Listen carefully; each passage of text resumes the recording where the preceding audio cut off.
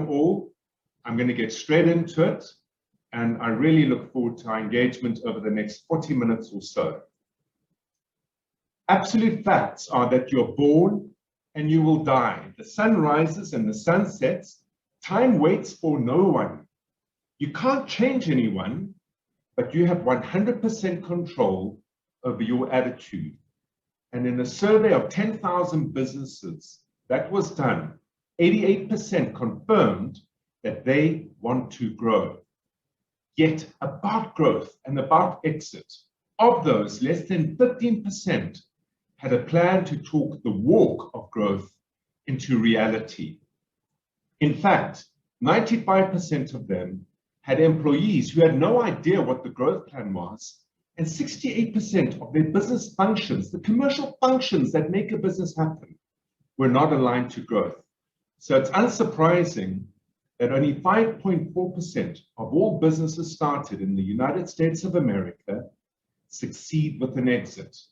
The rest, 94.6%, close. In family businesses, in the professional services space, only 74%, 74% failed to transfer responsibility and continuity of the firm from one generation to the next. So what do? These business owners go out there and they get help. But the promise and experience gap appears to be growing larger and larger year on year. They go to advisors who tell them what to do. They go to coaches who help them get their headspace right. They go to consultants who research what they ought to do. They go to MBAs and learn what to do. They visit accountants who tell them what happened last month and perhaps the year before. And they go to a lot of success seminars to find inspiration and motivation. It's no wonder that 88% of them complain that they want growth as an outcome, not advice. And those that got advice, only 5% of them were able to implement it. My name is Pablo Petides. I'm a co-founder and current CEO of Aurik, a business growth service that serves the segment of businesses generating annual revenues of between $1 and $50 million. I'm an investor in a number of businesses and an author of 2 so far successful best-selling books, thanks to those of you who have bought the books, acquired them.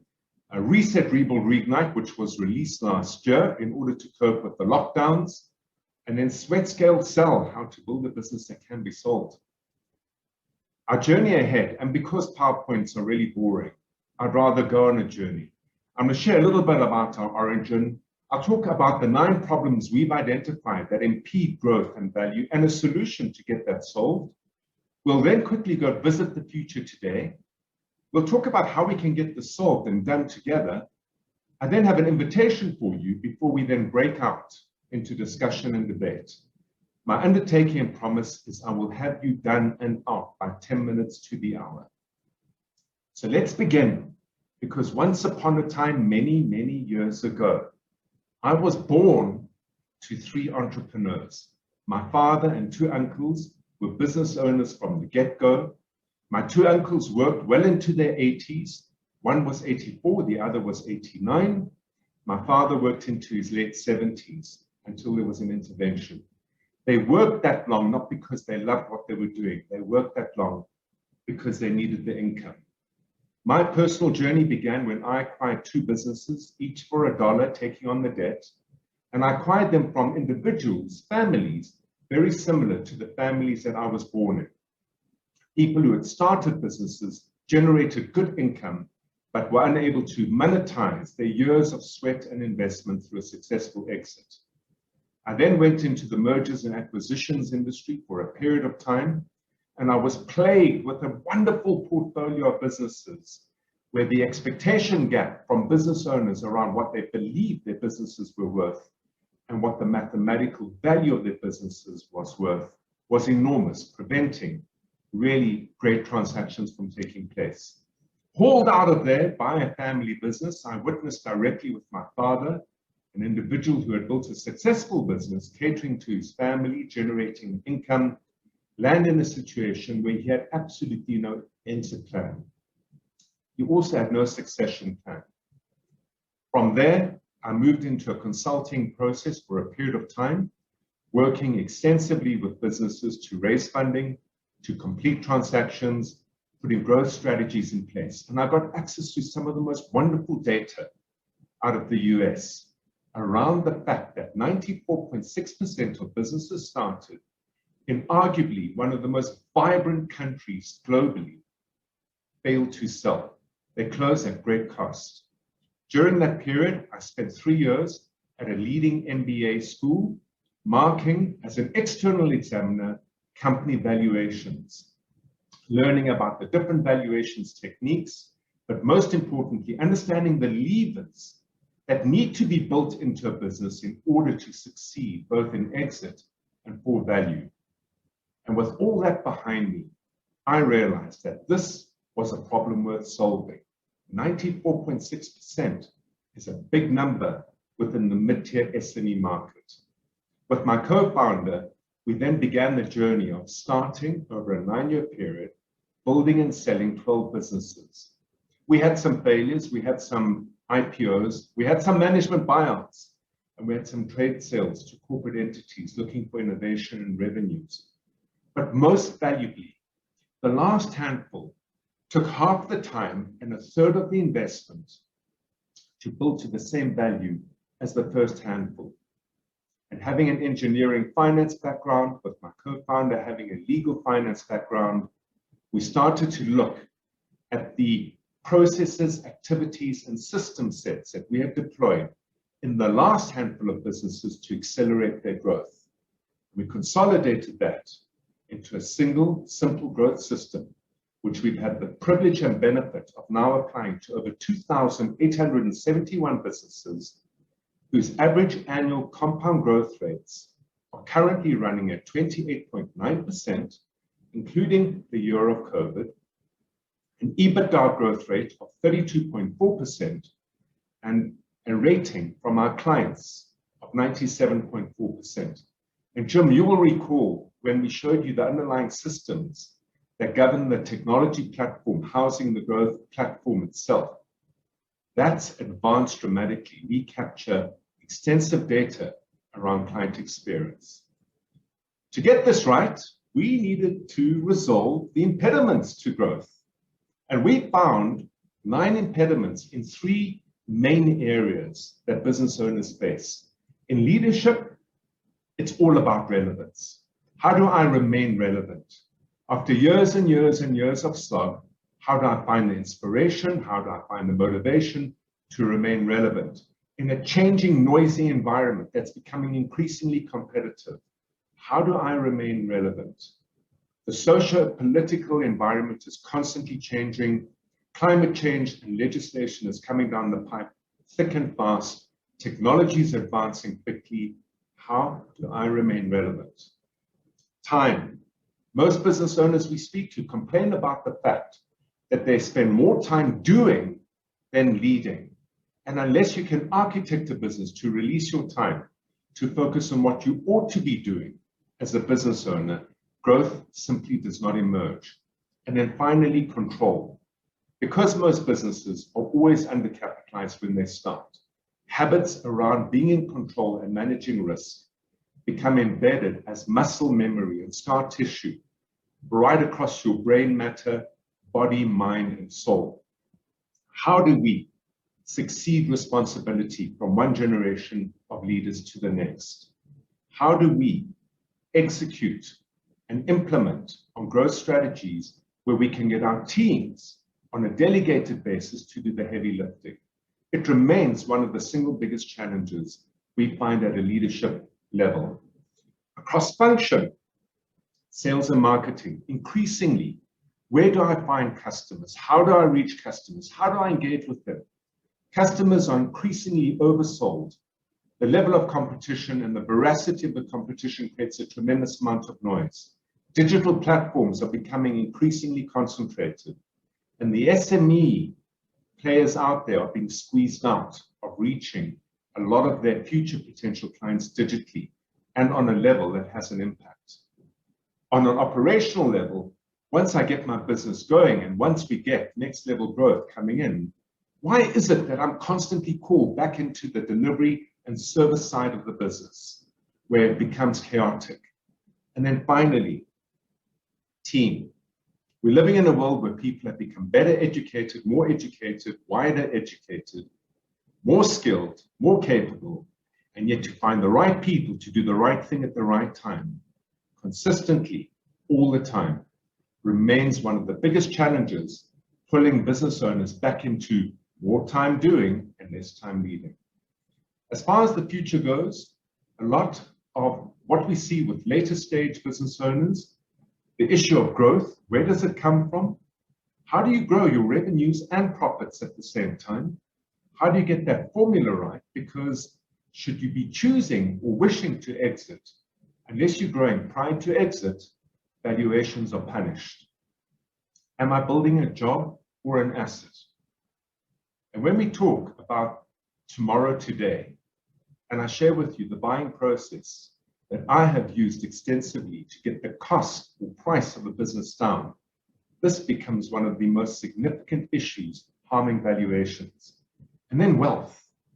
How is it and how do you create your business to be your family's greatest wealth generating asset? We often assume that everyone understands what wealth is, but equity and capital are hard to define. The processes of valuation are poorly understood. Businesses are not bought, they need to be built to be sold. In order to get this solved, we developed a single system, a growth system that we refer to as the asset of value growth system. It's built on 5 layers that work atop each other in a sequential, organized manner. And I'd like to take you through them. The first 3 layers, well, it all begins the foundation of every business that we've seen succeed, where we achieve our growth rates. We go right back to the beginning stages. What makes your business special in the eyes of a customer? Who do you serve? What problem do you solve for them? And what experience do they want to support you? The problem is solved classically by the product or service you've developed or designed, your offerings. The experience you create are created by the commercial functions. How do you market to your clients? How do you sell to your clients? How do you service, engage, and deliver and fulfill your clients? How do you administer that operational activity set? Beyond product, beyond price, and beyond personal service, this needs to be articulated and built into what we refer to as a system of delivery. Systems are not about technology, by no means at all. Systems that we refer to are the commercial systems. Marketing is one objective to generate leads. Sales, one objective to convert. Operations, a single objective to fulfill at a set standard. Administration to manage the entire process. It is indelibly hard to build a single system where you optimize each of those functional commercial activities and then integrate and interlink them to create a single experience. Without getting this right, every single time you grow, chaos will emerge in the fulfillment function of the business. This can only be built once you've understood your position, because that's quintessentially what a customer-centric business is all about. One that forgoes and forgets about its product features or service features and centers itself as an expert at solving problems for very well-defined clients.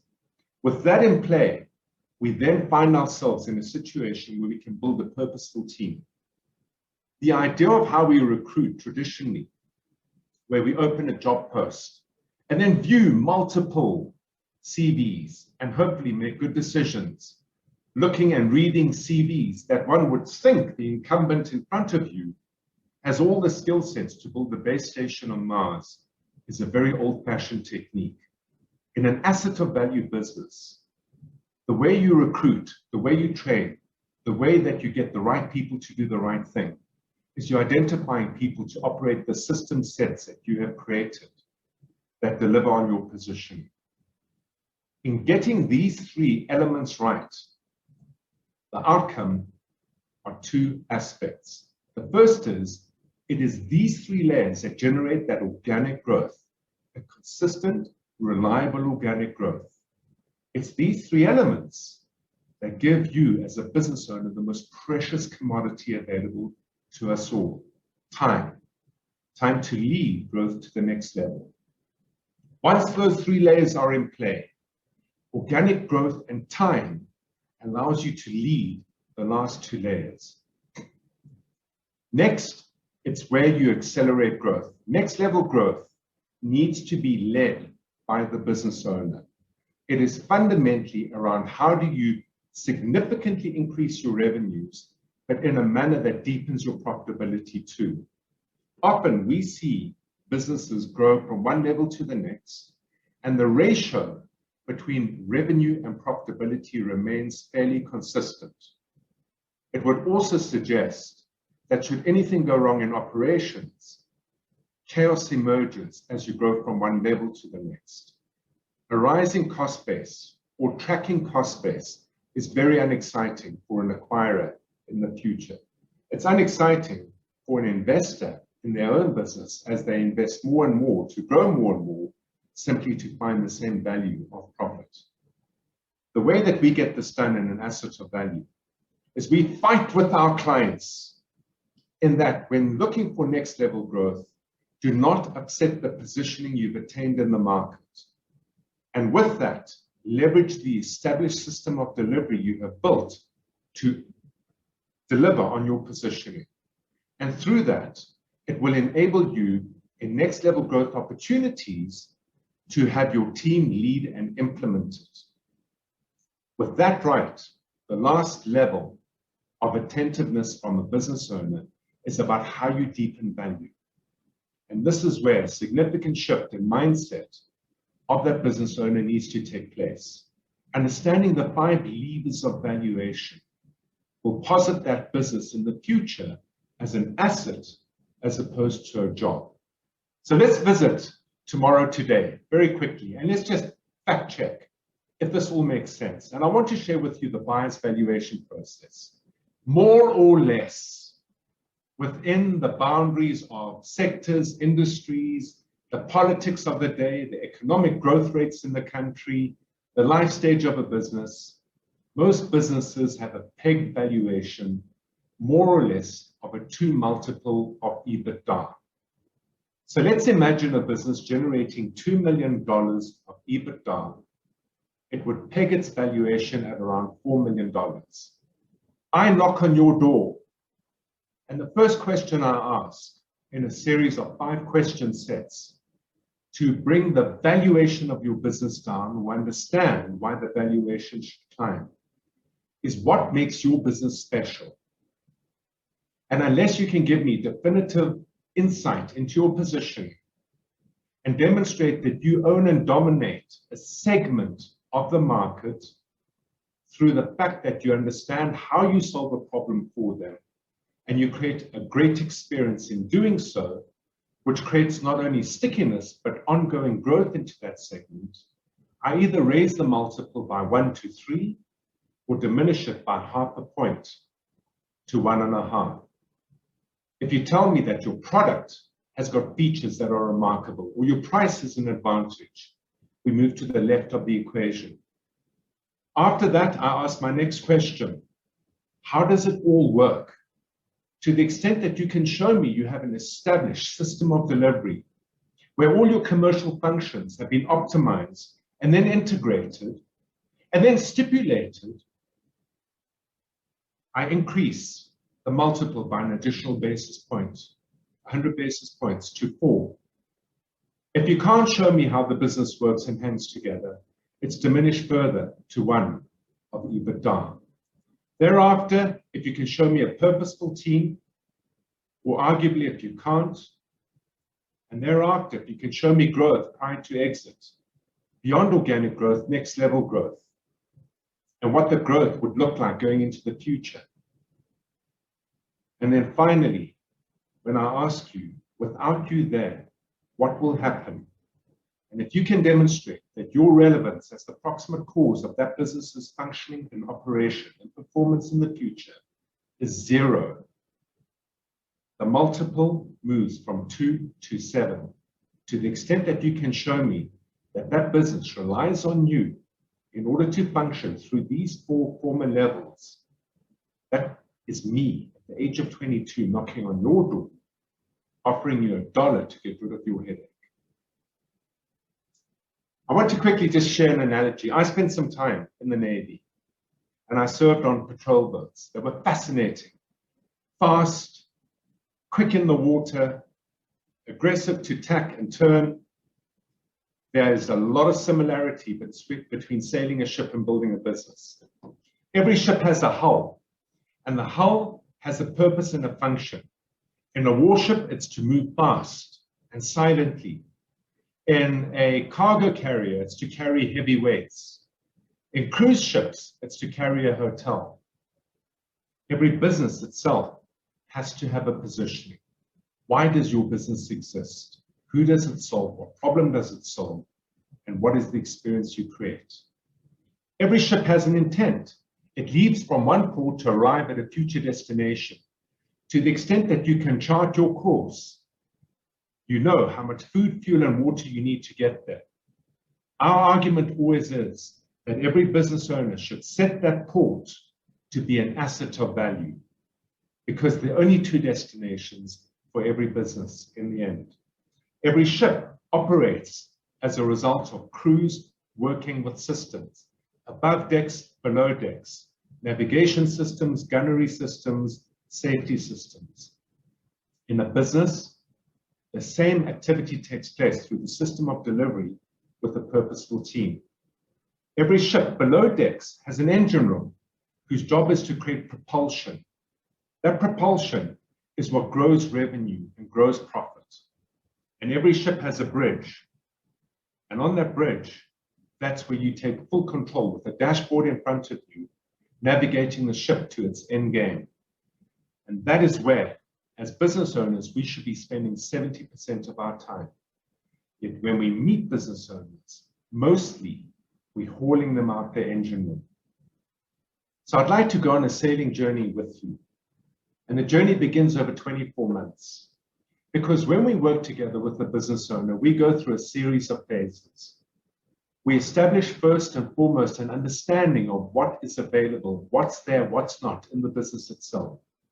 We conduct extensive diagnostics on all the system sets in the business, looking for 207 activities, making up your marketing, sales, operations, administration, and procurement system sets, built individually, optimized to integrate as one. We run the numbers and look at the ratios, which talk to opportunities, both in the current business and future opportunities. We run team dynamics and look at psychometrics as to how the team engages. And then finally, we run strategy, contextual strategy understanding to see what's happening in the future ahead with regard to technology, legislation, the behavior of your customers and or your suppliers, to see where the empty spaces within which to locate the business. With that done, we set very distinctive goals.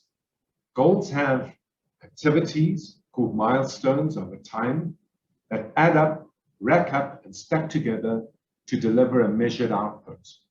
We set 10 goals in that business with the view to then begin with the positioning of the business based on the strategic context that would see you play into the future and arrive and build a service where the market's moving towards.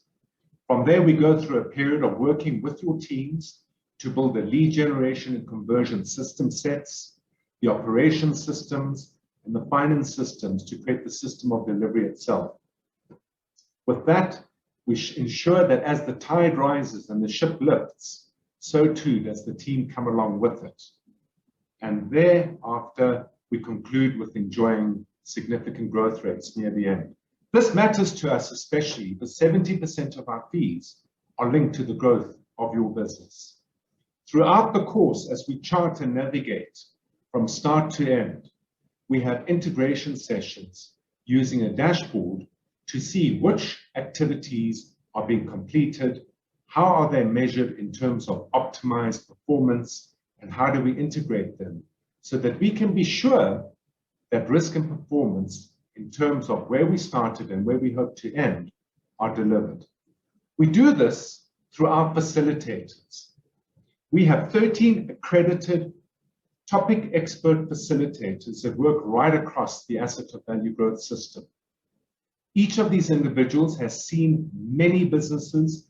They've worked with teams to deliver and implement extensive systems that have tweaks and unusual requirements from one industry to the next. They get access to information from your teams that you as business owners and I as a business owner seldom get from my own team. And through that, their job is to facilitate team engagement. This matters enormously for the simple reason that advisors really mostly work with the business owner, as do coaches, as do consultants. One of the single biggest challenges is once a growth plan has been established, how do you get your team to do the heavy lifting? How do you get your team involved in the co-creation of that growth plan? Because in so much as you succeed in getting that right, your team takes ownership of the activity sets, the growth plan itself, and hence they themselves become accountable for its implementation. This is all managed through a dashboard that collects extensive data right across the performance of the business. Only 14 points of data are based on financials. The rest all look into the ability of the system of delivery to manage capacity for growth, to forecast profitability and scale, and to evaluate timing around exit on any business itself. Also, what's interesting about the dashboard is it gives you a visual representation. Imagine them to be the cogs that turn the propeller of the ship. It gives a visual representation of each of the underlying system sets to understand where integration is working well and where integration is failing. We know, those of us who've taken Uber rides, you jump into the Uber and you think, gosh, how on earth did they get a license? We refer to this as automatic experience. We hit a certain level of competence on the road and we think nothing of whether we should be improving it or not. Whereas Lewis Hamilton drives with a skill set that creates an enormous gap between where he is and where we are. And that gap comes about not only because of a team that he has that focuses on optimizing the performance of the car, his performance as an individual, the performance of the rubber on the road, the temperature of the tire, the cornering incremental increases that could be gained. But that team is a high performance team. And what sits behind that high performance team are a group of experts that work with each individual team member to further then enhance and improve their capability within the team itself, so that the overall compounding experience creates a significant gap between where Lewis Hamilton sits and where we, with our 30, 40, in fact, more years of experience driving than he himself. So the question then comes around, well, what does a high performance team look like? From an Aurik point of view, I argue the 5-finger salute. Why you should be working with Aurik? What's in it for me? As a business owner, if I want to move from being the Uber driver to a Lewis Hamilton, if I want to increase the opportunity of that gap so I can significantly expedite and exploit my economic prime in the establishment of how I start, build, and grow my business with the view to exit at my maximum potential, closing that gap in working with Aurik will see you gain 5 aspects. The first is we, as growth partners, become aligned to you. We do not consult, we do not coach, we do not advise. We might inspire from time to time, but largely we align ourselves by linking our growth to your growth. and we have 70% of our fees linked to that growth performance of the business. The next thing we do is we deliver profound value across the board, beyond just one or two consultants or one or two coaches or a success seminar on a weekend. Any client of ours enjoys the benefit of 13 topic experts accredited across the Aurik of Value Growth System. In terms of that, there are facilitators that work expertly with your crew and your team so that the entire team is lifted beyond just that of the leadership tier in the business in order to implement the growth programs and growth strategies customized and orientated around you as business owner. Finally, it becomes tangible. We establish a dashboard that captures the unique data emerging from your business. It creates a visual system of delivery so that you can literally look at the cogs that are working and where the cogs are integrating or not in order to turn the propeller to provide the propulsion and growth in the business. It allows for team accountability to be measured along systems that teams are operating and running, and it guides goal attainment. Within Aurik, we have an 87% goal attainment at the end of every engagement. Impact is largely centered around creating the two stages of growth. In the first period of working together, we seek to establish organic growth as quickly and as efficiently as possible so that time is released for us to focus on next level growth. And that is speedily attained by team engagement. Very often when you design and develop a growth strategy, by the time it's executed and implemented, time has gone by to such a degree that the service provision and the growth impact are misaligned. And then finally, it's complete.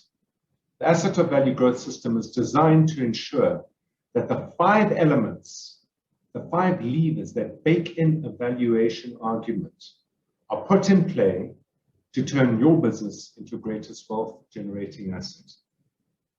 I want to end off very quickly with 2 asks. My first ask is, what is the one question you would want us to answer?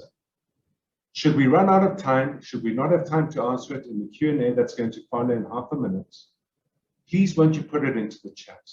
My undertaking and promise to you is that we will get to it, we will answer it, and we will do so through a video response so we can make its access and insight pleasurable and easy. So please post it now if you do have a question. My next ask is, let's meet. Let's meet and see where we can impact your business. If we can, we will design a growth partnership proposal for you. It'll include the cost structure, a 24-month plan to Aurik your business, and in doing so, create an asset of value. For those of you that are working across institutions or large organizations, we have an extensive partnership program, because what we have understood and established is that very often in those circumstances, the clients that you work with as your customers, the suppliers that you acquire from as your suppliers, should they grow, in that you grow too.